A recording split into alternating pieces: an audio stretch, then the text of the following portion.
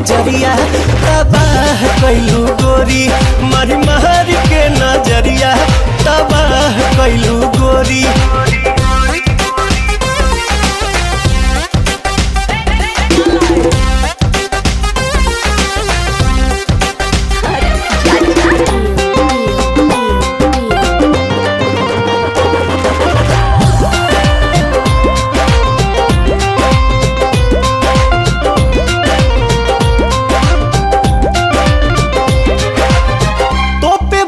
चीज के चलबू घर हो, देखियो ऐसन पीस बदली केहू के विचार हो।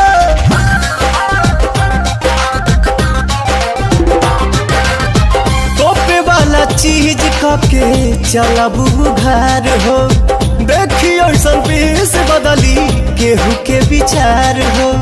नसे नसे भरल बा जवानी में जहरिया तबाह कैलू गोरी, हमारी मारी के नजरिया तबाह कैलू गोरी, हमारी मारी के नजरिया तबाह कैलू गोरी।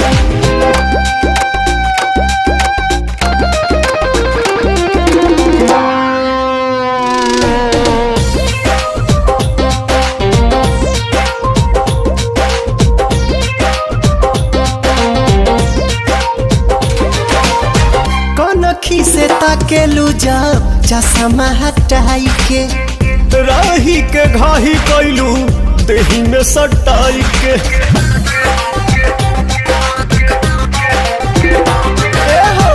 कनखी से ताकेलू जब चश्मा हटाई के, राही के घाही कैलू देही में सटाई के। खाए से पहले भभका देलू गगरिया तबाह कैलू गोरी, हमारी मारी के नजरिया तबाह कैलू गोरी, हमारी मारी के नजरिया तबाह कैलू गोरी।